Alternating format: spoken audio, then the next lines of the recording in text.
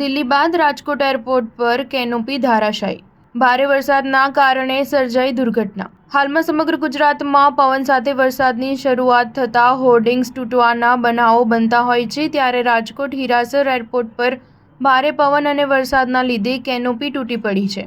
જો કે આ ઘટનામાં સદનસીબે કોઈ જાનહાનિ સર્જાઈ નથી। રાજકોટ ઇન્ટરનેશનલ એરપોર્ટ પર શનિવારે એક મોટો અકસ્માત ટળી ગયો હતો। અહીં પણ દિલ્હી એરપોર્ટના ટર્મિનલ 1 જેવી દુર્ઘટના થતાં બચી ગઈ હતી। રાજકોટ હીરાસર સ્થિત ઇન્ટરનેશનલ એરપોર્ટ પર ટર્મિનલની બહાર પેસેન્જર પિકઅપ ડ્રોપ એરિયામાં ઉપર લાગેલી કેનોપી તૂટી પડી હતી। જો કે સદનસીબે કોઈ જાનહાનિ સર્જાઈ નથી। પીએમ મોદીએ જુલાઈ 2023માં રાજકોટ એરપોર્ટની નવી ટર્મિનલ ભવનનું લોકાર્પણ કરવામાં આવ્યું હતું। 1400 કરોડ કરતાં વધુ ખર્ચે આ એરપોર્ટનો વિસ્તાર કરવામાં આવ્યો હતો।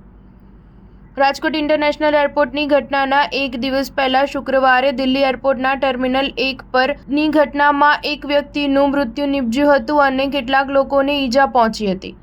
હવામાન વિભાગના જણાવ્યા અનુસાર દક્ષિણ ગુજરાતમાં સાયક્લોન સિસ્ટમ સક્રિય છે, જેથી રાજ્યના કેટલાક વિસ્તારોમાં વરસાદ વરસી રહ્યો છે। હવામાન વિભાગે એ પણ કહ્યું છે કે આગામી 5 દિવસ સુધી વરસાદને લઈને આગાહી કરવામાં આવી છે। આઈએમડીએ દક્ષિણ ગુજરાત માટે યલો એલર્ટ જાહેર કર્યું છે। રાજકોટમાં વાદળછાયા વાતાવરણ વચ્ચે વરસાદ શરૂ થઈ ગયો છે। રૈયાર રોડ, કાલાવડ રોડ, સાધુ Vaswani road, Gandhigram university road સહિતના વિસ્તારમાં વરસાદ વરસી રહ્યો છે। સ્ટાર ન્યૂઝ 7 હંમેશા સચ્ચાઈની સાથે।